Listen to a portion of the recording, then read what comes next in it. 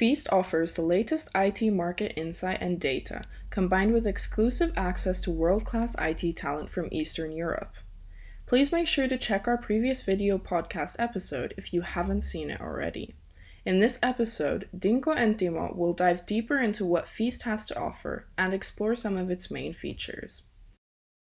So, Timo, we have now spent the last half an Yeah. hour having a really nice conversation, and I see that you are being very focused. Yes, that was going to be my next question. Show us Feast, what it can actually do. This is this is your view when you first time land on Feast service. I would like to underline that you don't need to go through any registration. We're only going to ask you for your email.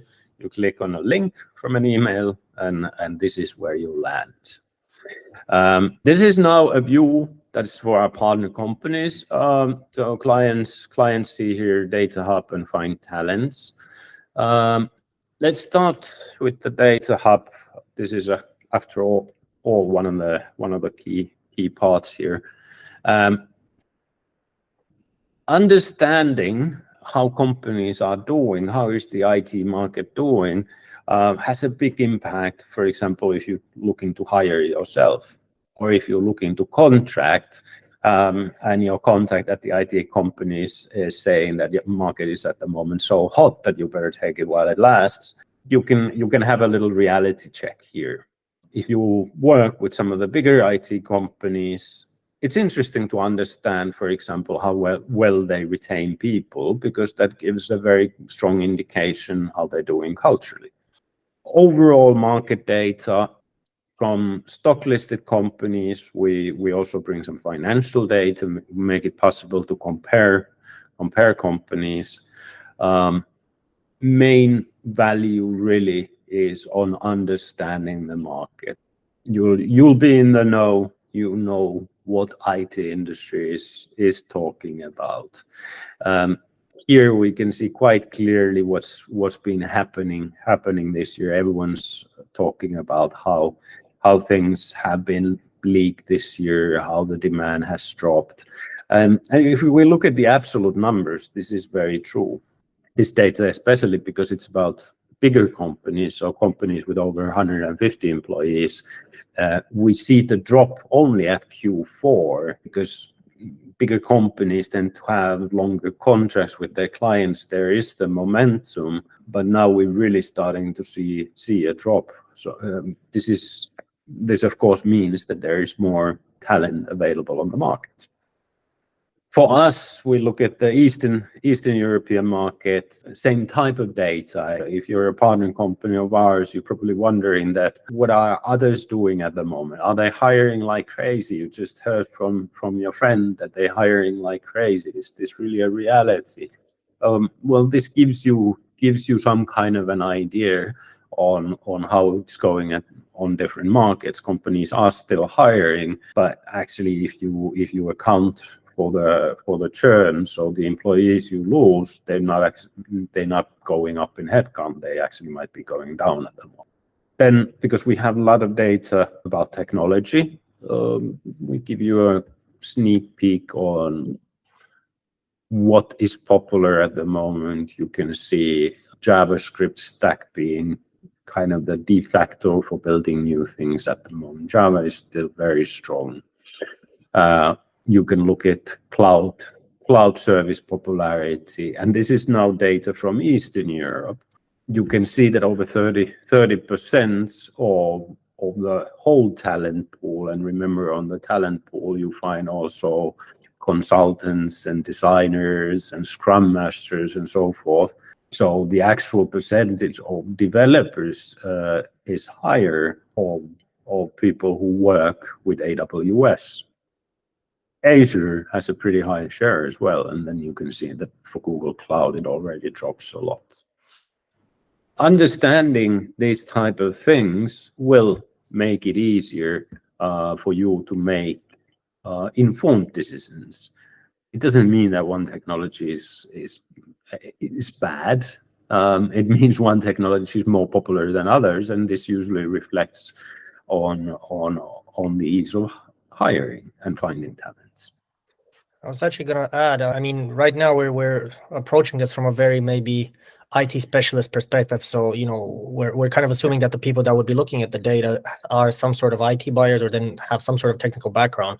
But in essence, in the long term, you can also consider this a very strategic tool and a very strategic data, because if you were, let's say, a financial expert, whether you're a CFO or maybe even a HR expert, because that has a very big financial implementation to a company, what you could actually do is use the data hub to make some sort of analysis or forecast on what's going to happen in 6 months and what sort of technology should I go forward with. Because as you just mentioned, if you see that a technology is more popular than another one, it also might mean that there are more experts out in the market that can maintain and sustain that technology. So you don't actually have a risk of ending up having a legacy technology that was developed less than 6 months ago. Because you always have that risk. That's for sure. But understanding kind of the longevity of different technologies is important, because if you build something with an early version of Angular, if you haven't upgraded, nobody's going to work on that. Nobody's voluntarily going to pick it up and continue working with the same code base. So there are technologies that come and go, and then there are technologies that continue strong. Java is one of those technologies. Then, quite surprisingly, PHP continues to be strong. So you find talent for that. Python has been a long time favorite of many developers. If you want to drill a little deeper on the technologies themselves, we've also published a technology directory, which lists over 1,300 technologies. We also making this publicly available, so if someone else wants to use the same taxonomy, it's possible. And these are listed in order of popularity, so you can quite quickly see that in terms of what technologies the talent pool that we have knows the best. Here is your answer on the front page. And if you want to drill deeper, we do provide some additional details. So if you're, as you refer to yourself, I think you need to give a little more credit. You are quite IT on my books. But if you are close to technology but not really a techie, and you hear the techies talking the whole meeting about moving to Terraform, for example, and you're wondering what is this Terra? Are they gonna do terraforming Mars now or what? You can go here, you can look it up. This gives you some ideas. This is a very popular technology among DevOps. It is very well liked, as we can see. It's going to be expensive to find good talent for this, but this gives you kind of an overview so that you can be more informed about the technologies. Of course, you can go to Google. Anyone can Google these up, but it's still quite different, especially if we're talking about 5 different technologies in the same meeting.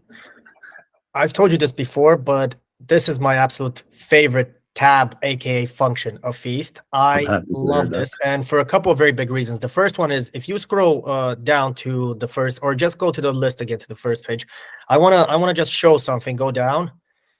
You have 100 pages. That means that there is what 10 times there is over 1,000 different technologies. Even if you Googled every single one of them, you're gonna miss 1, 2, maybe even 3 of the technologies and not find out about them. Yet you have combined all of the most, I would even say maybe all of the technologies out there in one neat portfolio, which can be at any point opened up and read.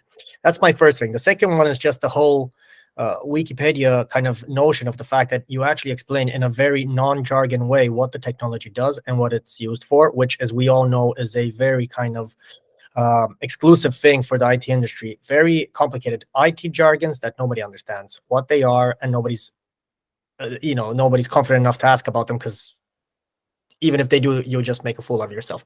But I think for me, the biggest beef and the biggest value point here is, again, if you open, let's say, AWS, just it doesn't really matter which technology you open, is the fact that if I were a decision maker, if I had kind of if I had a big development project right now where I did not know what technology to use, I did not really know where to start from, you have here in the left box basically a technology for beginners. You have the cost of the talent, you have the cost of the license, and this is something that we have in so many times encountered as digital consultants, where you create an offer to a client, you create a digital project, you have the whole process, but then one thing you forget to enter there or tell the client is what will actually the cost of licensing or then maintaining this tool afterwards be, or technology, because the consultants really know this. Here, on the other hand, you have this information. You have basically everything that a IT buyer could use to make a validated purchase decision. Yes. And as I said, an average Joe like me gets to learn actually something. I'm very happy to hear that you've been using this. We were a little bit in two minds on how people would find it, because as said, you can Google these things up. But we've also noticed in our own work, even though I'm a techie, we do come across with technologies that are new for me. And one of the things that bothers me is that when you Google things, information is all over the place. For me, it's quite quick to skim through to get to the gist. And these days, of course, you can use ChatGPT to ask. But I hope this little directory will prove useful, at least for some of our partners. So Timo, can I ask you what other sort of data does Feast actually show us? I mean, you've been talking a lot about the analytical data that you're picking up from, I think, open source places such as company finances, company, stock listed data. But what other sort of data do you have in Feast? I mean, we were talking a lot about at the start about your experience and your network. I mean, you are quite well connected, which makes me assume that you have a lot of juicy whispers and gossip in your head. So this is obviously one part. We did a partner survey a year ago, which produced very interesting insights into what people think that's going on in the market. And this was actually one of the inspirations for building Feast. We will be constantly polling, so you can participate by voting yourself and seeing what others vote. And then we do share some market whispers on what we learn when we talk to people and companies. Of course, we're not calling out names, we're not bashing. It's more on the general level. And you as a participant of Feast can also contribute. So you can submit your own I heard type of a whisper. It will be curated by us, but you can share it then with the others as well. I'm going to say that this was one of my favorite elements of Feast, because at the end of the day, you're talking about a data hub, but what you have initially built is a community of experts, of IT experts, of digital experts, who, from all around the world are sharing their insights, their knowledge, their experience. And I think that's just amazing. Again, we're coming back to the human element, that we're not just talking about numbers, data, resources, what have you not. We're talking about humans who are actually sharing information with each other, which will be valuable for their business, for their work, for their future. That's right. So last data point that I want to, or part of the data hub that I want to show you, is related to IT companies in the Nordics, because this is one of the best indicators on the IT business at large. Of course, IT business is not just big companies. Majority of our partners are below 70 people, and we do work with companies that are just 10 people. So it's not just about big companies, but of course, big companies, especially those that are listed in the stock market, are publish data much more frequently, because data from 2022 is not very relevant anymore. But if you're an IT buyer, you would like to know what's been happening this year. So let's start by adding a few companies here for our comparison.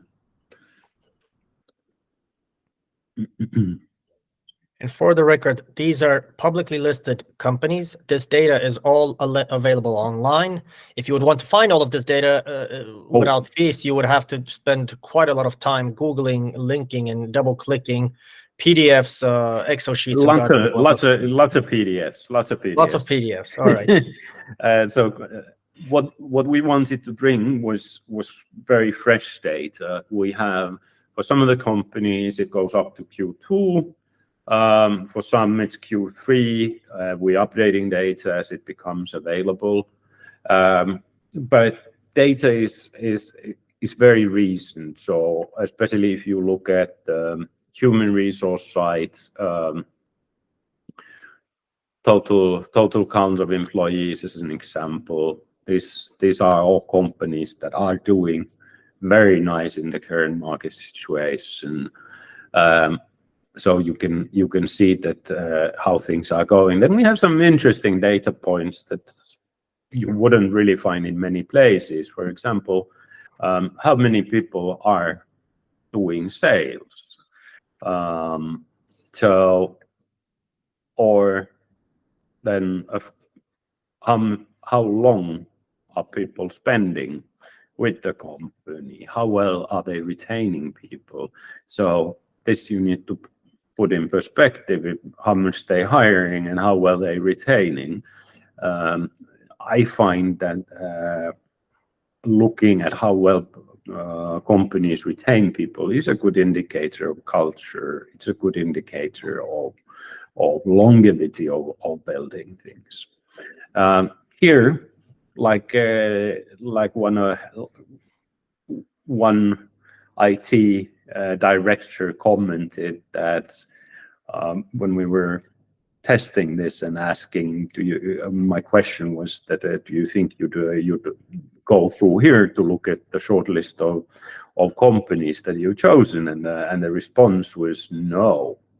I would make the long list using this, and this is exactly the kind of feedback that we'd like to have. Exactly. Short. Why do short term when you can do long term decisions? They're bigger and more expensive and bring in usually better. No, more expensive. Quite the opposite. They bring in more value. Sorry. Excellent. And just to underline, this is not investment advice. This is not an investor portal. This is for IT people and not all data. While we try to really make sure that information is accurate, there can be mistakes. So don't buy stock and blame us, please. Or quite the opposite. If you buy stock and become rich, then share the wealth. All good for you. So we've been a lot talking about numbers, about data, but let's go to the human element. At the end of the day, what is kind of the big beef of Feast? What can it help you find? Big beef of Feast is not in Feast. Big beef of Feast is in East. That got even me confused. I'm sorry about that. But East is about personal service. It is about matching the talent with all the unique challenges that companies have when they're building things or maintaining things. We have a huge pool of talents. We have very good information on the availability, so we know for big parts of the talent pool on whether they're available or not. Sometimes you need to move very, very quickly. So availability is a big question. Of course, if you're doing planning in advance, as you probably should, then you can look more onto finding exactly the right kind of fit, and then looking at when they would be available to jump on your particular project. So here we can do very, very targeted search based on technologies. So the entire technology pool is here. You can target based on seniority. You can target based on availability. Mind you, we don't have the availability information for all, but just if you look at currently available talent, you will find enough. So this will not be a problem. And then you have some quick shortcuts for example, for seeing who's available at the moment.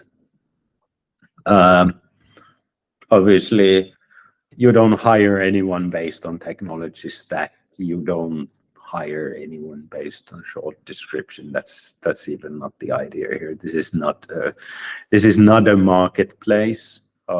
This is more to give you an idea on what kind of talent is available. And then, of course, for this talent, we have more detailed information, so you can go and bookmark this profile. You can collect on your own collections, and you can share these collections with your colleagues. So it kind of brings together a collaborative element to all of this. And obviously, based on the collection of talents, or if you rather have us do the actual shortlisting before you even look at any profiles, you can send requests directly here. And I realize people don't love forms, but one way or another, if you're going to be hiring talents, these are the key questions that should be answered. So we really try to compress the information on getting the preferences. So what's required, what's nice to have, do we need specific industry knowledge, do we need talent that's within EU? And mind you, even if we offer talent outside of EU, you don't have to worry about the GDPR side of things.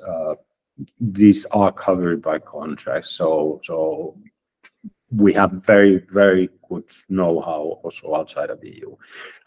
But these are kind of the typical things. You would be surprised how often even people who deal only with this side might forget something. For example, telling how long the engagement will be has a really big influence on who we would be asking for this. You mentioned about the process. Can you just run through? I mean, let's say that I am a product owner and I have a need for talent or for a team for my project. Yeah, how would I work with East, and how would I use Feast to collaborate with you? We try to keep it very simple for you. It will require a little bit of time, not a lot. We don't. That's the longest form that we have, and you don't even need to fill that. The key part of the process is for us to understand what is it that you need. Normally, we interview one of the stakeholders. It doesn't have to be you. It might be a team lead. It might be a product owner.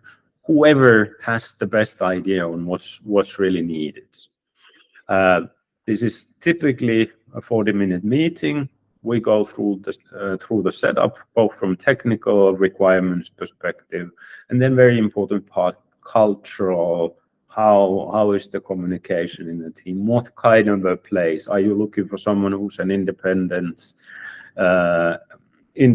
worker, or are you looking for someone who's actually able to contribute on the architectural decisions?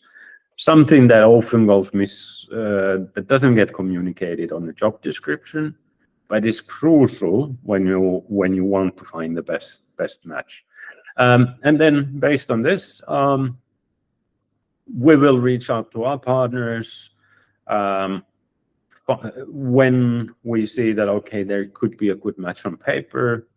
we talk, we do the first technical meeting. We assess that the technical and the cultural and the ambition aspects are in line with what the client is expecting.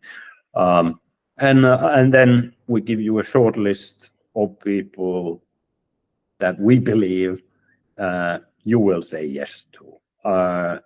We want to prevent bad hires. It's important that you meet an interview, but we also want that when you meet an interview, the likelihood of you saying yes is way above 50%. So I'm not going to say 100%, and I'm not going to say that we always find the people. We'd rather give you a no than give you a bad recommendation.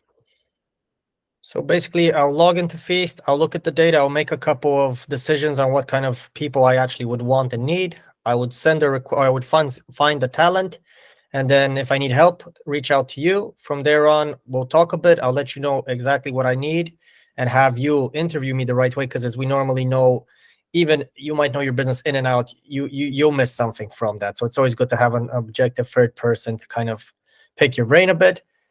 You introduce me to the talent, we make the decision, and from there on, you help me along the way. That's right. So after we find the match, managing expectations after the work has started is also part of what we do. It might be very small things sometimes. Just to give you an example, I might get a feedback from client that, okay,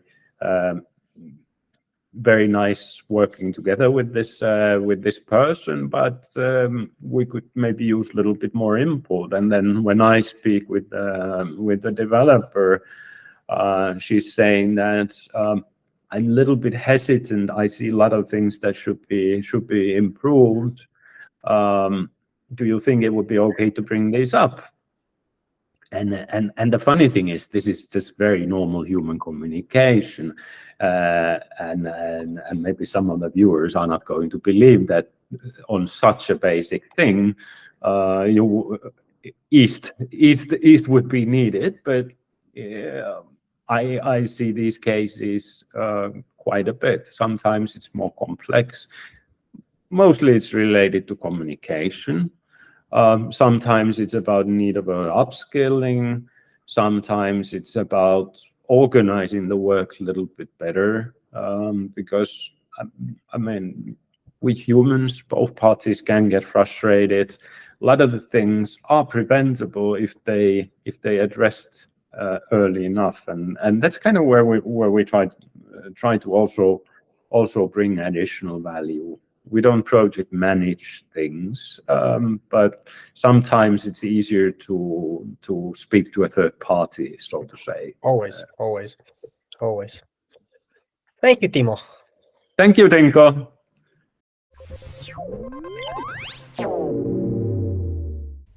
Please stay tuned for upcoming podcast episodes.